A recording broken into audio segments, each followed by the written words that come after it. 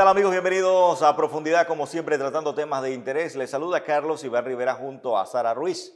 ¿Se vende o se alquila una mirada a la trata de personas? Es el tema que vamos a estar tratando hoy, en la cual vamos a contar con invitados que nos van a estar dando detalles sobre el mismo. Vamos a conversar en esta ocasión con Elvira López. Ella es la directora ejecutiva del Museo de la Libertad y de los Derechos Humanos. Queremos darle las gracias por estar con nosotros, tratar este tema también tan delicado y que realmente pues busca la manera de conseguir sus víctimas a través de la tecnología, a través de quizás de la vulnerabilidad de muchas de estas personas y sobre todo hablar sobre este museo que busca mayormente crear esa conciencia. Bueno, muchas gracias por el espacio, Carlos. Bienvenidos al Museo de la Libertad y los Derechos Humanos. Este museo fue creado con la intención de informar a la ciudadanía, de ser un punto de referencia educativo y de divulgación de temas de derechos humanos. El proyecto consta de 3 fases, de la cual esta es la primera, pero en breve estaremos empezando la segunda, que es un nuevo edificio enteramente dedicado a genocidios y en concreto al Holocausto. Vamos a tener una pieza única en Centroamérica, que va a ser un vagón original de la Segunda Guerra Mundial, que van a poder visitar todos los panameños y los turistas.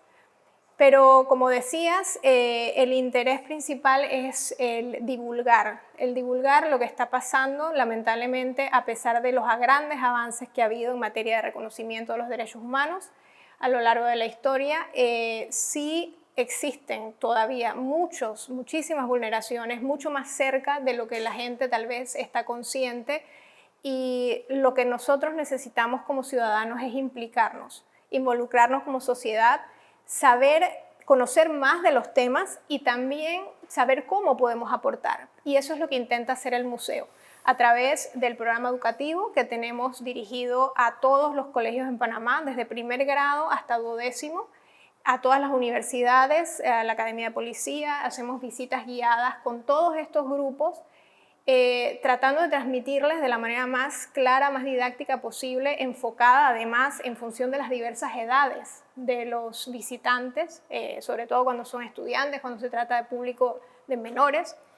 Tratamos de hacerles entender cómo funciona el reconocimiento de los derechos humanos, cómo nosotros podemos desde pequeños saber los límites que debemos respetar, saber lo que nuestro aporte como ciudadanos repercute en la sociedad a nivel de no aceptación de la corrupción, a nivel de honestidad de cada uno de nosotros, de las decisiones que tomamos como consumidores, temas tan aparentemente banales como la moda, por ejemplo. Detrás tienen muchas veces historias terribles de trata de personas y también de explotación laboral, aunque no se trate de tráfico humano. Inclusive dentro de estas instalaciones se están recreando algunos temas reales de sucesos que se han dado. Estaba viendo el tema de una lavandería en México, de una persona fue víctima realmente de este tráfico, pues es decir, de este abuso laboral.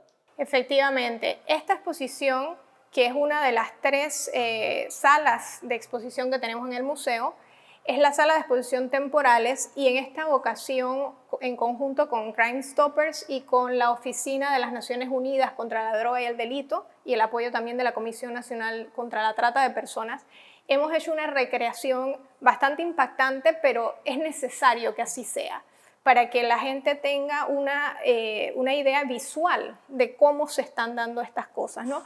Y lo que hemos hecho es recrear un ambiente. En concreto, el caso que mencionas es el caso de Sunduri, que es una chica que estuvo 5 años explotada de la peor manera, en unas condiciones realmente inhumanas, en una lavandería en México, en la Ciudad de México, y ella logró finalmente escapar de la cadena. Literalmente la tenían encadenada a una habitación donde la obligaban a planchar 12 y 14 horas diarias. Y ella logró escapar de esto, pero muchas veces las víctimas no logran escapar, y este es el mensaje para la ciudadanía, que la denuncia en un momento determinado y el conocimiento de cómo operan estas organizaciones son las que pueden salvar a una persona que nosotros podamos ver por la calle aunque no la conozcamos de nada, o a nosotros mismos o a nuestros hijos. Lo que queremos es que la ciudadanía tenga información de cómo operan estas organizaciones, cómo reclutan a sus víctimas, cómo las engañan, las manipulan.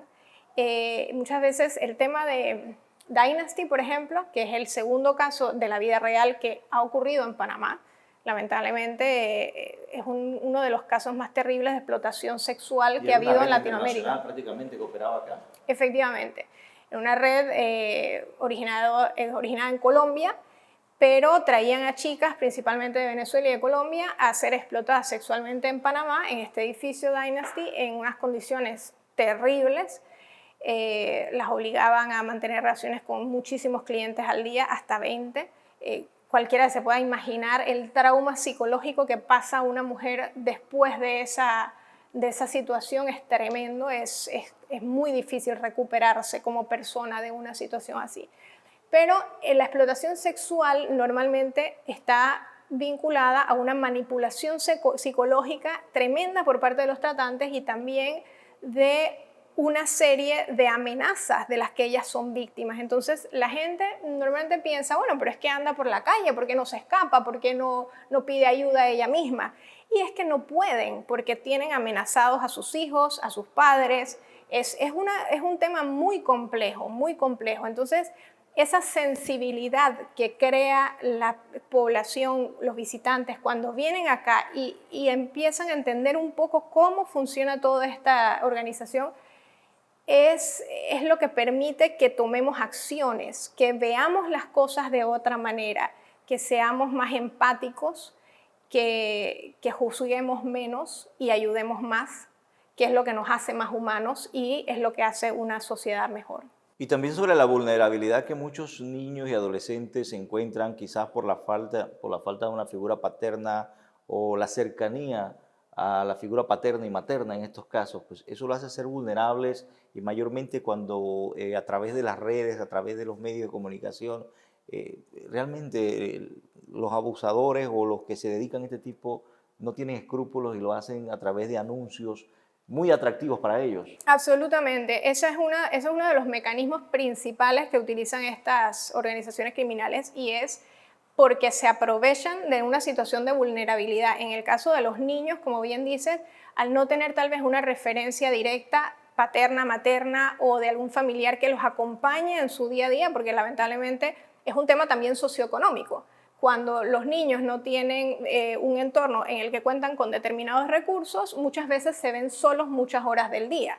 Y esto, a la par de la facilidad con la que tienen conexión informática, hace que sean más vulnerables a estas redes. Pero también es muy importante recalcar la relación de los padres con los hijos. La confianza que un hijo tenga con sus padres o sus referentes familiares en un momento determinado es la que permite que ese niño salga de una situación como esta, en la cual le están amenazando porque dio una foto y esa persona ahora lo está extorsionando con esa fotografía. Si no sigues mandándome fotos, le voy a decir a tus papás o le voy a decir a tus amigos. Entonces, este círculo que se crea es un círculo del cual muy difícilmente pueden salir, a no ser que tengan un apoyo y que sientan la confianza. Tenemos que no ser violentos con nuestros hijos. No se puede tratar de educar a base de castigo, porque el castigo es lo que hace que los niños tengan miedo después de contarle estas cosas tan graves a un padre o una madre. Háblenos un poco también sobre cómo funciona el horario para visita del museo, quiénes lo pueden hacer, los costos y sobre todo qué días y horarios se mantienen. El museo está abierto todos los días, a excepción del lunes. El único día que estamos cerrados es el lunes. Abrimos de martes a viernes de 9:30 de la mañana a 4 de la tarde y los sábados y domingos de 10 de la mañana a 6 de la tarde. Tenemos la opción de visitas guiadas con una reserva previa y el costo de la entrada es de 5 balboas para adultos y 2.50 para niños, jubilados y personas con discapacidad. De todas formas, hago un llamado desde aquí a los estudiantes universitarios y estudiantes de los últimos 3 años del colegio para que sepan que durante la exposición de trata de personas Vamos a tener la entrada gratuita para ellos, así que los exhortamos a venir al museo y a disfrutar de este beneficio que les otorgamos durante estos días para que todos puedan realmente ver la información que estamos transmitiendo aquí, que, como decíamos, tiene por objeto principal que la gente sepa cómo protegerse de alguna manera de estos temas. Muchas gracias por compartir esa información con nosotros y sobre todo, ¿no?, el trabajo que se realiza a través de este museo, el cual busca crear la conciencia y tal como lo ha manifestado su directora, pues se mantiene establecido algunos puntos reales, de hechos reales, para que ese mensaje llegue de manera más directa y de una manera transmitir quizás al visitante esa realidad que pasaron estas personas en su momento al ser víctimas de la trata de personas. Nosotros hacemos una pausa porque al regresar vamos a conversar con Alejo Campos. Él es director regional de Crime Stopper para Caribe y Bermuda y América Latina. También tiene información muy valiosa también en cuanto a este tema de trata de personas y el trabajo que se realiza a través de esta organización para ayudar a las víctimas. Vamos a la pausa, regresamos en breve con más de A Profundidad.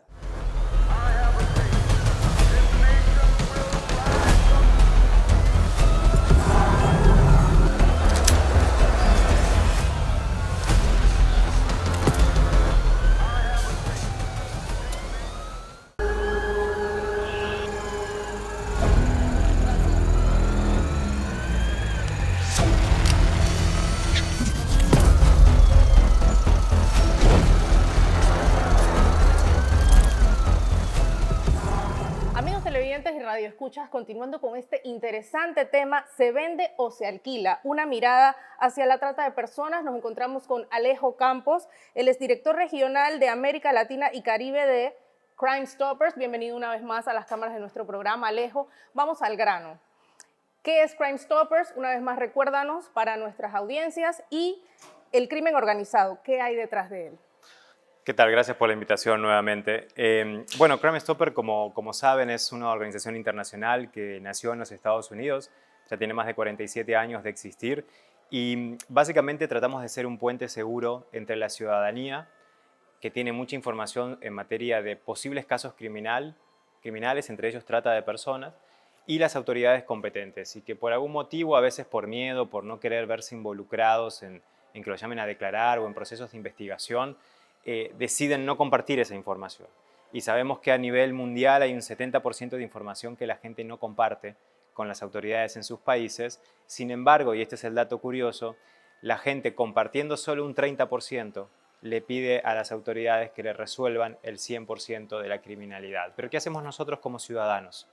Entonces, una de las formas que nosotros como ciudadanos podemos contribuir a esa construcción de seguridad del país donde vivimos es compartiendo información con las autoridades. Y Crime Stopper tiene plataformas de denuncia anónimas en donde el ciudadano, ya sea en el sitio web, en la aplicación, en teléfonos celulares o en call center, puede compartir esa información. Y esto es importante porque tenemos que entender que hoy en día en casi todos los delitos que más afectan a nuestras poblaciones en América Latina, lo que hay atrás, y ahí entrando a tu segunda pregunta, es crimen organizado transnacional. Es un crimen organizado transnacional que opera en nuestros países a través de bandas locales, que le podemos llamar pandillas, le podemos llamar maras, clicas, el nombre que le queramos dar, pero al final son estructuras criminales locales con nacionales que operan en pequeños territorios de nuestros países, que tratan de dominar esos pequeños territorios en nuestros países y con ello dominan a la población, el comercio que sucede ahí, las transacciones incluso a nivel, en algunos casos, políticas que se dan, empiezan a impregnar todo digamos, el sistema cultural de ese pequeño territorio con contenidos que tienen que ver con violencia y con pandillerismo, y que al final todas obedecen en una especie de pirámide, de estructura piramidal, va hacia arriba a una cabeza criminal, y esa cabeza criminal generalmente pertenece a una estructura del crimen organizado transnacional. Y acá, ¿cómo esto se relaciona con la trata de personas o con el tráfico ilegal de migrantes? Pues es fácil. Tenemos que tener en cuenta que el crimen organizado, el objetivo del crimen organizado a nivel mundial es generar dinero ilegal. Y para eso tiene diferentes actividades para generar ese dinero. El narcotráfico es una, el tráfico de armas es otra, los temas de comercio ilícito, o sea, contrabando y falsificaciones, son otros. Y otra de estas actividades son los seres humanos, ¿sí? Ya sea a través de un sistema de explotación, al cual le llamamos trata de personas, y que hay diferentes modalidades de esta explotación, o a través del tráfico ilegal de migrantes, pero que al final, cualquiera de los dos, el producto que el crimen organizado mueve a través de nuestras fronteras se llama seres humanos.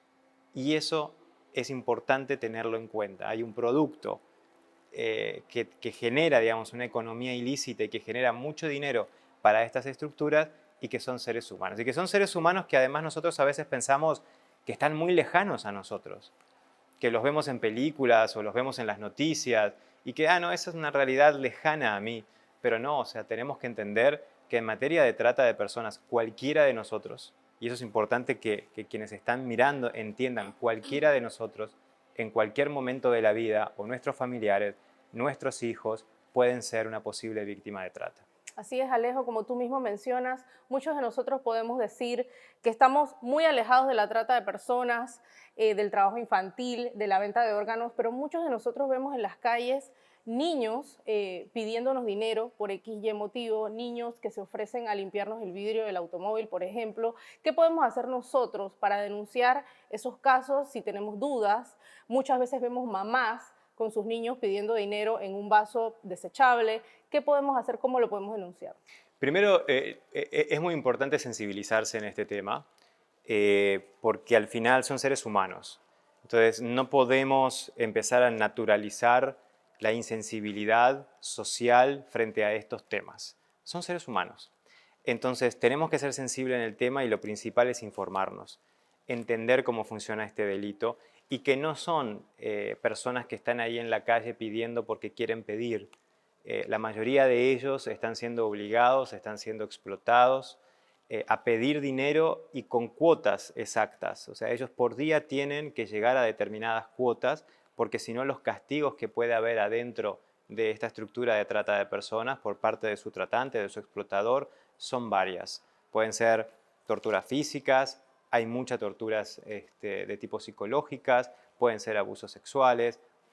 Hay una gama de herramientas, digamos, que usan estos tratantes para castigar a aquellos que no cumplen con estas cuotas.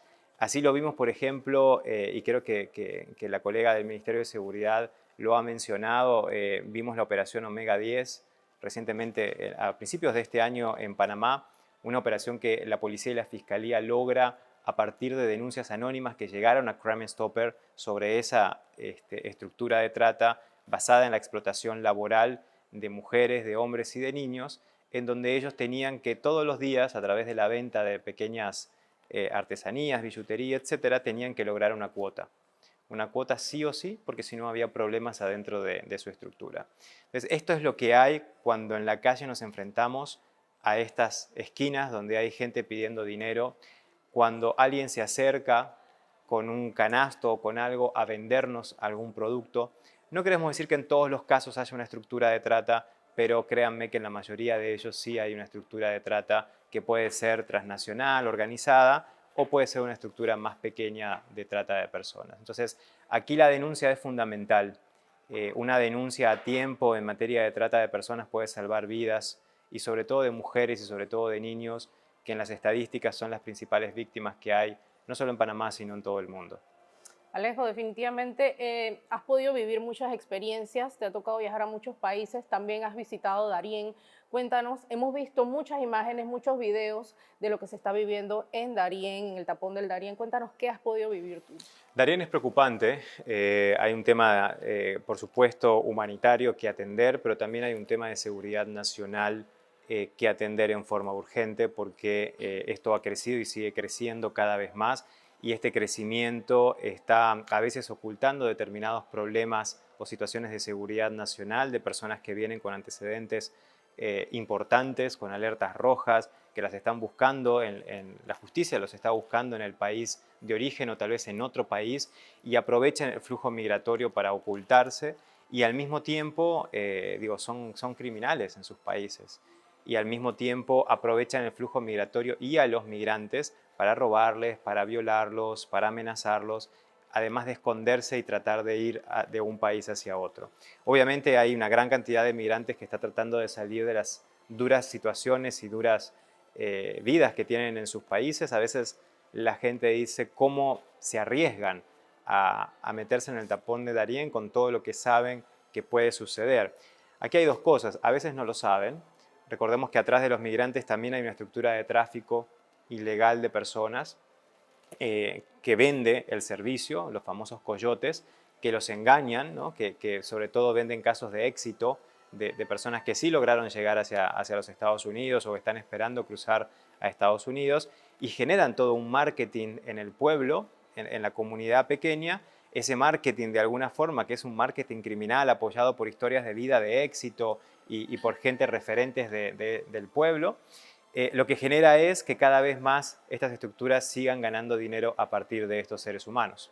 Entonces es preocupante lo que está pasando y sobre todo porque si bien trata de personas y tráfico ilegal de migrantes son dos situaciones completamente diferentes, están muy relacionadas porque muchos de los migrantes a veces necesitan dinero para seguir avanzando en esta ruta y en esto de seguir avanzando y la necesidad de conseguir dinero de forma legal o de forma ilegal pueden caer en manos de alguna estructura de trata de personas, transformarse en una víctima de explotación sexual, laboral o otro tipo de explotación y al final no logran salir de una estructura. Salir de una estructura es muy difícil una vez que ya la estructura uno lo toma como víctima y lo toma como una mercancía de cambio o como una forma de generar dinero ilegal. Alejo, ya para finalizar con esta parte de nuestro programa, ¿puedes explicarnos brevemente cómo ha evolucionado después de la pandemia del COVID el tráfico ilegal de inmigrantes? También es preocupante ese tema y es una buena observación. Antes de la pandemia, los lugares donde la explotación se realizaba o los lugares donde las víctimas, mientras estaban en Panamá, recordemos que es un país muy de tránsito de víctimas de trata que van hacia países de Asia, de Europa, Estados Unidos, pero pasan por Panamá y entonces los hoteles antes de la pandemia eran los lugares donde las víctimas se quedaban, ¿sí? ahí se quedaban, a veces los explotaban en los hoteles, pero básicamente el común denominador era hoteles de diferentes categorías, desde 1 a 5 estrellas, por igual. Con la pandemia los hoteles cerraron, entonces las estructuras de trata empezaron a migrar y empezaron a buscar otros lugares y acá es donde empiezan a alquilar apartamentos privados, en torres y en PHs de Panamá y principalmente en zonas donde antes no veíamos esto, como Punta Pacífica, Paitilla, Avenida Balboa, todo lo que es Bellavista, etc. ¿Por qué? Porque les sale más barato, se pueden ocultar más fáciles porque, digamos, no hay que dejar tantos documentos para alquilar temporalmente. Además, en alguna aplicación web uno puede alquilar temporalmente por 1 o por 2 meses un apartamento. Y la explotación se está haciendo en estos apartamentos y esto lo comprueba muchos de los operativos policiales que se realizaron, que han sido en estos apartamentos en particular. Entonces, acá estar alerta por parte de la ciudadanía es fundamental. Nosotros hemos empezado a hacer entrenamientos y capacitaciones a través de la Asociación de Profesionales de la Administración de PHs en Panamá para poder capacitar a todo el personal que trabaja en los PHs y también a los que viven en los PHs para que empiecen a identificar estas posibles situaciones que pueden estar sucediendo en la puerta de al lado del apartamento donde uno vive. Y si en la puerta de al lado hay una víctima de explotación que es producto y que es dueño, digamos, una estructura criminal, tengan presente que eso va a estar controlado por una estructura criminal. Entonces, ¿qué estamos haciendo si no denunciamos y miramos hacia otro lado? Estamos facilitando que el crimen organizado esté operando en la puerta de al lado donde vivimos. Por eso la denuncia anónima a tiempo es fundamental para salvar vidas, pero también para tejer esta red de seguridad comunitaria que se ha perdido mucho, no solo en Panamá, sino en toda la región. La red de seguridad comunitaria, o sea, saber quién vive en la puerta de al lado, en la ventana de enfrente, saber quién va a bajar en el ascensor con nosotros, cosas mínimas. Eso construye seguridad también en el lugar donde vivimos. Amigos televidentes y oyentes, muchísimas gracias a Alejo Campos, él es director regional de América Latina y Caribe de Crime Stoppers. Continuamos con más de nuestro programa y a continuación estaremos conversando con la licenciada Auriela Martínez, subsecretaria general de la Comisión Nacional de la Trata de Personas del Ministerio de Seguridad. Continuamos con más de nuestro programa.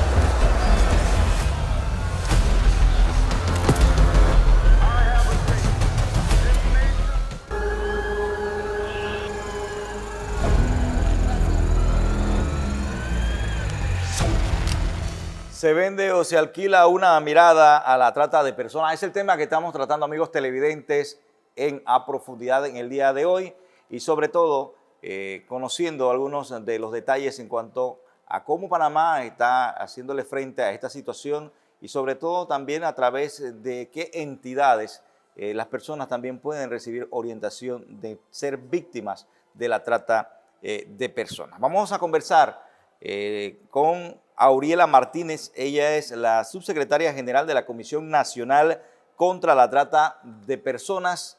Bienvenida, gracias por estar con nosotros. Un tema realmente que preocupa mucho a la sociedad porque lo más vulnerables son los que están siendo víctimas de la trata de personas. Pero, ¿cómo está trabajando esta comisión para evitar la trata de personas? Bueno, la Comisión Nacional contra la Trata de Personas está adscrita al Ministerio de Seguridad Pública. El ministro de Seguridad pues, es su presidente y está compuesta por 16 instituciones, 14 públicas y 2 privadas. Dentro de esta comisión tenemos unidades técnicas. Una de las unidades técnicas es la unidad de identificación y atención a víctimas, que es donde se identifican y se les brindan las atenciones a las víctimas y a las posibles víctimas de trata de personas. Algunos casos que ya se han detectado en nuestro país y sobre todo también cómo se está apoyando a las víctimas. Sí, hemos tenido bastantes casos de trata en diferentes modalidades. La prevalencia en Panamá es la modalidad de explotación sexual. ¿Cómo trabajamos? Una vez identificamos como posible víctima o víctima, se hace una entrevista, una valoración con trabajo social, con psicología, se le da la contención psicológica, las terapias psicológicas.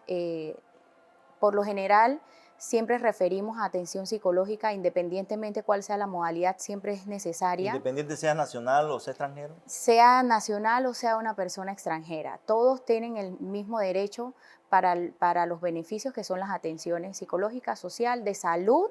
En el Ministerio de Seguridad contamos con una clínica, igual en los estamentos también tenemos clínicas con ciertos especialistas donde se le brinda la atención de ser requerida a ellos y a ellas.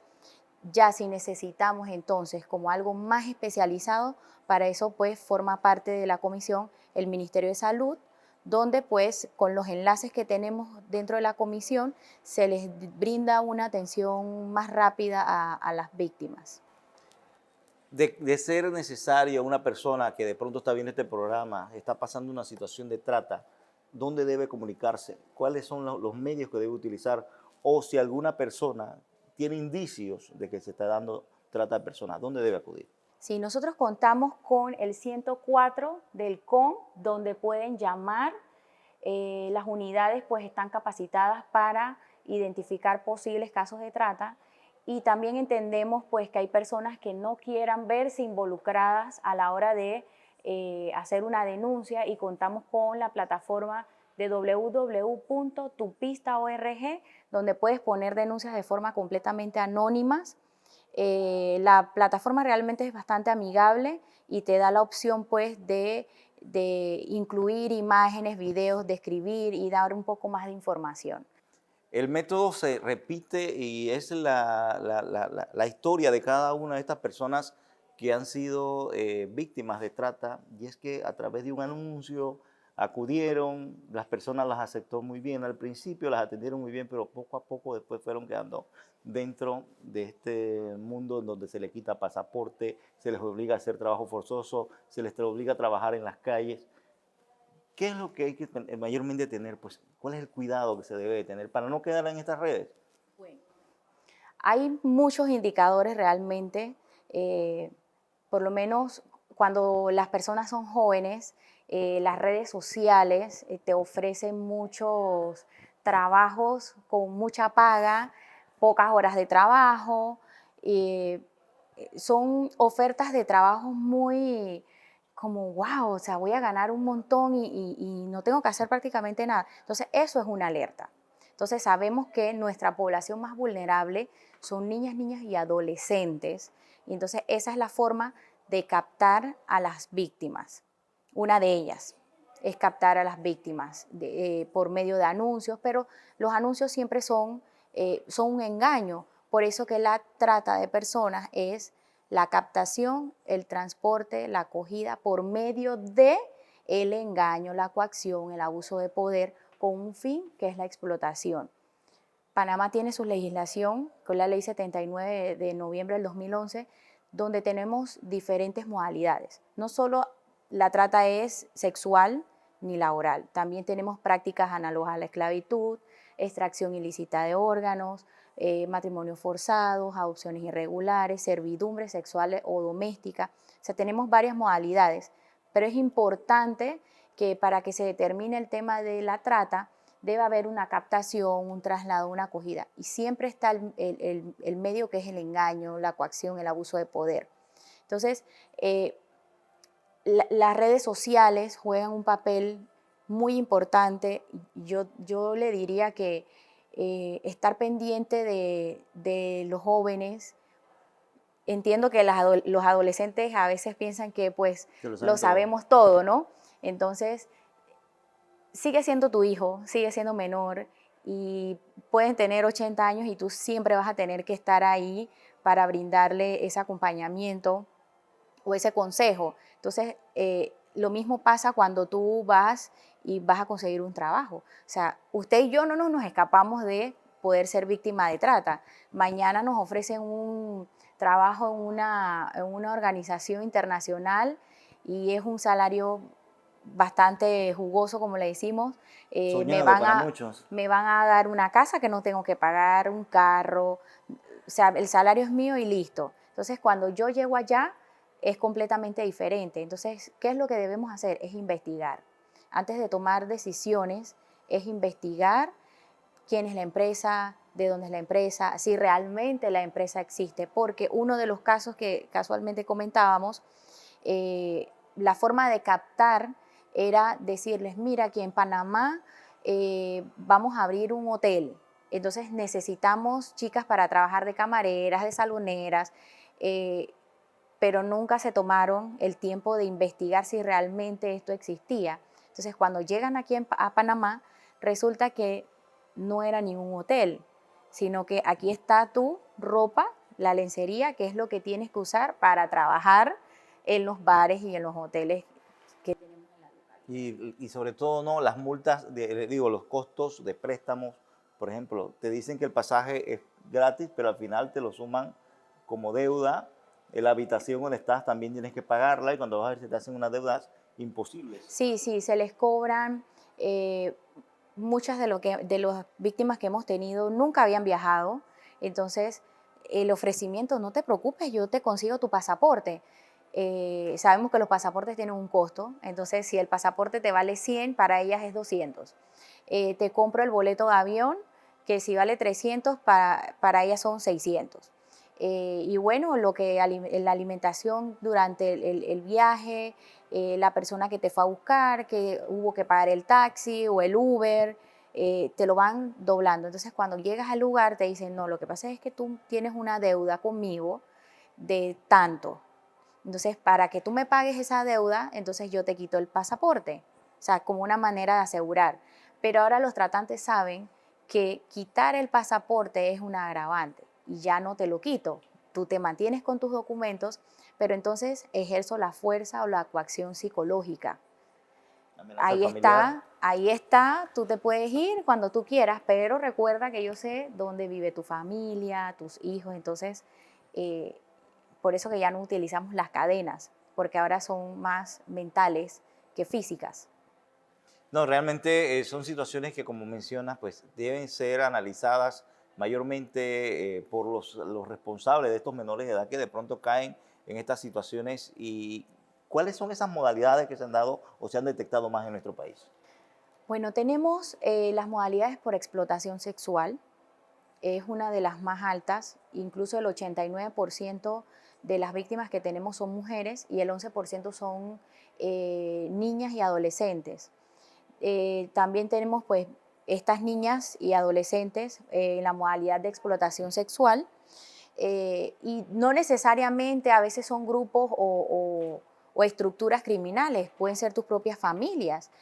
Nosotros tenemos pues víctimas que son del interior, las áreas fronterizas, donde sus propios progenitores son las personas que te explotan, que cobraban $30 y llevabas a tu hija a que diera el servicio sexual y tú te beneficiabas de eso.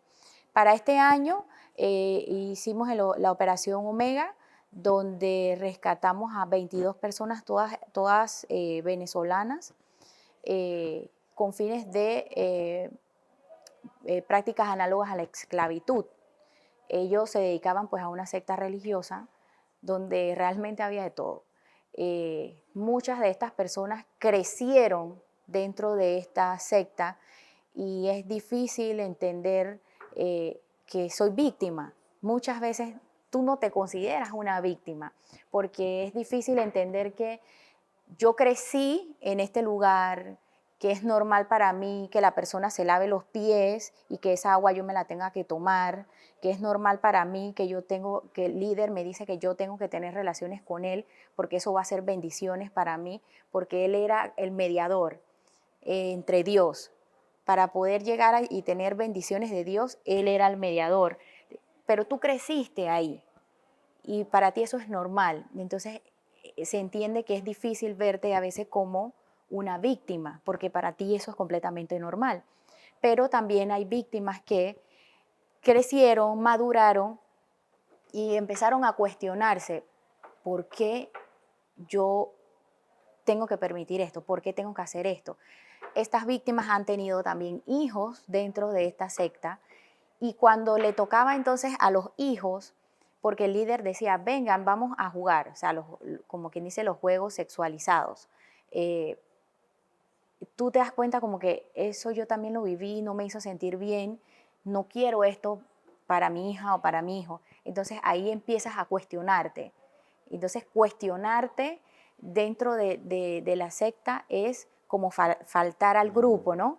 Y si tú sales y fallarle al líder. Entonces si tú le fallas o te vas, nadie te puede hablar, nadie se puede contactar contigo, o sea, eres prácticamente excluido de las personas con las que tú creciste y las que te has criado. Entonces, ese tema de muchas no se consideran víctimas y otras pues sí están siendo atendidas y se le está dando el seguimiento como se requiere. Entonces, ha sido un poco complejo los últimos operativos en cuanto a las modalidades porque todas son cambiantes. No, y parecen situaciones que no son de este siglo, parecen situaciones que son ya de muchos siglos pasados y que se deben ver erradicados para esta época, pero sin embargo, pues se siguen repitiendo y de manera muy atroces. ¿Cuál sería la recomendación? ¿Cuál sería ese mensaje a la población para no caer dentro de estas redes de trata? Una de las recomendaciones, y también lo veo como un desafío, es que no normalicemos las conductas, normalizar que vender a mi hijo o a mi hija por un fin, un beneficio es normal. No, realmente no lo es. También está de que si yo veo, tengo indicios que mis vecinos, la entrada y salida constantemente de personas que nunca he visto, por lo menos en los PHs, en las barriadas, eso indica que algo está pasando. Entonces, como sociedad, porque solamente el delito de trata no le corresponde nada más al Estado, sino que a toda la población, porque hacer fuerza entre todos creo que va a hacer que reduzca un poco el tema de la trata y muchas veces las víctimas tienen miedo denunciar y ellas esperan pues ser rescatadas y como víctimas que hemos tenido, pues que van y se les rescata. Entonces, como quien dice, no nos hagamos de la vista gorda y si vemos algún indicio que algo está pasando, pongamos una denuncia, podemos ponerla en el 104 o de forma anónima, que es en la plataforma de tupista.org. Damos las gracias a Aureliana Martínez. Ella es la subsecretaria general de la Comisión Nacional contra la Trata de Personas, en donde usted también puede adquirir mayores informaciones o si tiene indicios también. Aquí le brindamos informaciones para que usted pueda presentar la denuncia. Hacemos una pausa porque al regresar vamos a conversar con Carlos Andrés Pérez de la Oficina de las Naciones Unidas contra la Droga y el Delito. Esto es A Profundidad. Vamos a la pausa, regresamos en breve.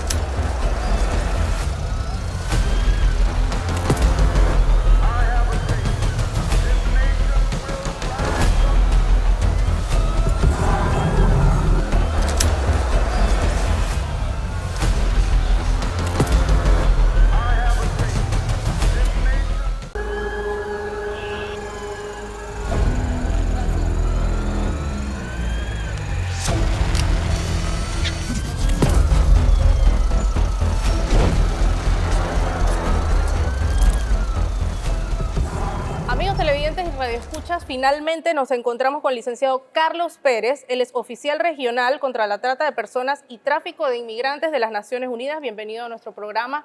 Queremos conversar sobre la serie de eventos importantes en relación a la trata de personas que se están dando en nuestro país. Bienvenido, licenciado. Muchísimas gracias por la invitación. Precisamente Panamá es un punto estratégico para la realización de distintas actividades regionales contra la trata de personas. En este momento, Panamá cuenta con la Secretaría Técnica de la Coalición Regional contra la Trata de Personas y Tráfico de Migrantes. También ha iniciado un proceso de modificación de su Ley Nacional contra la Trata de Personas y es por eso, y además por la ubicación geográfica, un punto estratégico para que las distintas autoridades en la región puedan sentarse a debatir sobre un problema tan importante y al cual hay que poner mucha atención como es la trata de personas. Licenciado, ¿cómo ha sido el proceso de colaboración entre fiscales y todas las autoridades panameñas y ustedes, las Naciones Unidas, para trabajar contra estos importantes problemas? Precisamente a nivel regional, la Oficina de Naciones Unidas contra la Droga y el Delito ha venido liderando una red iberoamericana de fiscales contra la trata de personas y el tráfico de migrantes, que es la RedTram. Esta es una red que reúne fiscales de distintos países de América Latina y uno de los objetivos es que precisamente se empiece a investigar de manera conjunta los casos. La trata de personas es un delito que ocurre en un país de origen, un país de tránsito y un país de destino y por eso una autoridad no puede resolver sola esta situación. Justo el día de hoy lo encontramos a usted formando parte de un importante evento que se está dando en relación a la trata de personas y el tráfico humano. Cuéntenos un poquito sobre lo que han estado desarrollando el día de hoy. Precisamente el Ministerio de Seguridad Pública de Panamá ha iniciado un proceso para modificar su Ley Nacional contra la Trata de Personas y la Oficina contra la Droga y el Delito ha empezado este acompañamiento. Hemos venido en los últimos meses trabajando en una serie de mesas con funcionarios que han aportado su experiencia para identificar cuáles son aquellos aspectos de la ley de trata de personas con la que cuenta Panamá que deben modificarse. Un proceso de modificación de la ley implica fortalecer su capacidad para cooperar con otros estados. Entonces, precisamente estamos identificando cuáles son aquellos estándares internacionales que pueden ser aplicables para Panamá y en ese sentido estamos haciendo en el transcurso de esta semana unas mesas de trabajo con autoridades que identifican los casos, con autoridades que atienden los casos, con autoridades que investigan los casos y de allí vamos a tener un resultado bastante bueno para el país y que seguramente esperamos sea una ley muy sólida también para las autoridades. Licenciado, sabemos que Panamá, por su posición estratégica, pues forma parte de esta red y sobre todo somos un punto clave para hacerse de todos estos eventos que se están dando. ¿Cuál es el seguimiento que se va a estar dando en Panamá a todos estos casos de trata de personas, a toda la modificación de la ley que están haciendo? ¿Cuál va a ser el seguimiento, digamos, que se realizará para ir trabajando en este problema que nos ataca a todos realmente? Panamá cuenta con una Comisión Nacional contra la Trata de Personas que ha sido liderada por el Ministerio de Seguridad Pública. Precisamente dentro de esta comisión también está la Secretaría Técnica de la Coalición Regional contra la Trata de Personas. Como lo mencionaba anteriormente, Panamá ha liderado un proceso regional con otros países de Centroamérica y es en el marco de esta coalición, de la CORED, como se le conoce, en donde estos resultados van a tener un seguimiento, es decir, los acuerdos que tengan las autoridades, que a propósito van a estar reunidas en el marco del Mes Nacional contra la Trata de Personas en Panamá, se va a tener presencia de los 8 o 9 países que hacen parte de la CORED para tomar decisiones en conjunto. Esa es la forma de dar seguimiento, es decir, el rol estratégico que tiene Panamá, el liderazgo que ha tomado en la región, van a tener un seguimiento en estos espacios regionales. La red de fiscales, la coalición regional, la Conferencia Regional para las Migraciones, de la cual Panamá también hace parte, allí es donde estos resultados van a materializar. Licenciado, ¿maneja usted ciertas cifras, números sobre todo las más recientes, sobre la trata de personas en nuestro país o Latinoamérica? Sí, la Oficina de Naciones Unidas contra la Droga y el Delito, por mandato de la Asamblea General, produce cada 2 años un reporte mundial sobre la trata de personas. El último reporte identifica precisamente que a nivel mundial se identificaron en los últimos 2 años un 11% menos de los casos. Esto quiere decir que sin duda es necesario que las autoridades hagan unos esfuerzos importantes en identificación y además también uno de los resultados importantes de este reporte es que por primera vez en 20 años se identificaron más casos de trata con fines de explotación en trabajos o servicios forzados que casos de trata con fines de explotación sexual. Tradicionalmente se pensaba que la trata era un delito con fines de explotación sexual en el cual se reclutaban mujeres, hombres y niños para ser explotados sexualmente en otro país, pero este reporte por primera vez en 20 años arroja una cifra de un 38.8% de los casos de trata con fines de trabajo forzado. Esto implica que los ministerios de trabajo a nivel regional, a nivel nacional, deben tomar un rol importante, los inspectores del trabajo, para identificar estos casos y colocarlos en conocimiento de las autoridades del Ministerio Público. ¿Puede usted brindarnos ejemplos, por ejemplo, de los trabajos forzados que han podido identificar con esta data?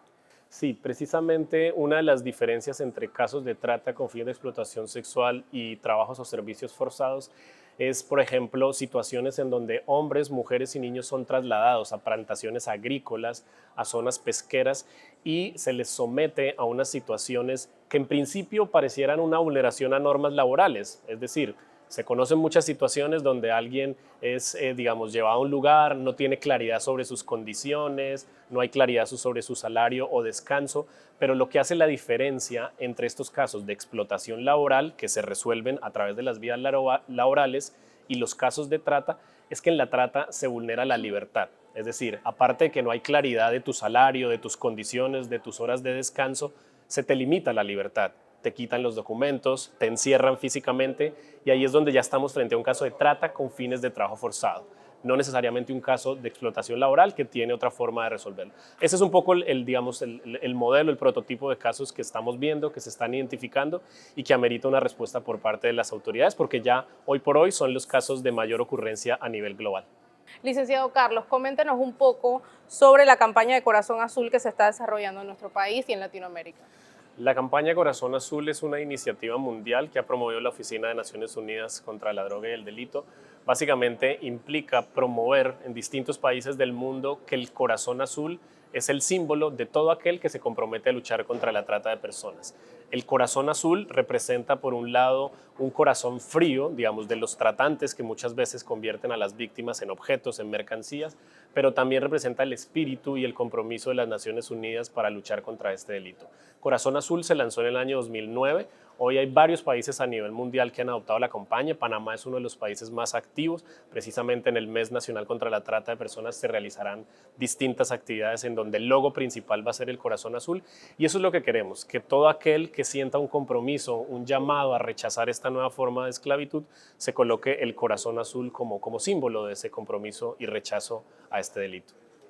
¿Dónde comenzó la campaña de Corazón Azul y a lo largo de qué países se ha ido desarrollando? En el 2009 la campaña Corazón Azul inició en México, fue el primer país en adoptar esta campaña. Luego de eso empezaron a hacerlo varios países en Europa, en África, en América Latina y en los últimos años, particularmente en Centroamérica, hemos visto una participación muy amplia de los países, Panamá, Guatemala, Honduras, El Salvador, distintos países de la región, República Dominicana, que han venido adoptando el corazón azul como parte de sus campañas nacionales.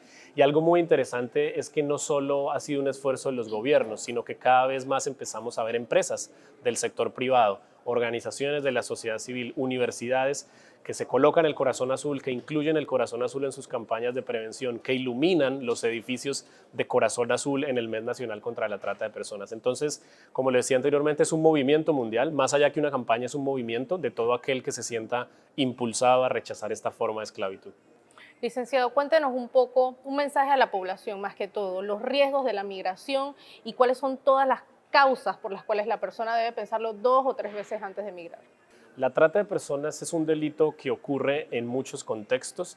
Precisamente una persona debe tener muy claras las condiciones de cuando toma una decisión de trasladarse a otro territorio o a otro país. Migrar es un derecho humano y en ese sentido, digamos, las autoridades también deben ofrecer canales regulares para poder efectuar esta migración. Pero precisamente la persona debe tener muy claro las condiciones que le están ofreciendo, si hay alguna oferta laboral, alguna oferta académica, para que pueda tener las autoridades y sus familiares el mayor número de información disponible en caso de cualquier situación de riesgo. La trata de personas es un delito mediante el cual se capta, se traslada, se acoge y se explota a una persona en distintas formas, finalidad de explotación laboral, explotación sexual, y en eso es en donde todos debemos, digamos, colocar nuestro granito de arena, nuestro esfuerzo para luchar contra esta nueva forma de esclavitud.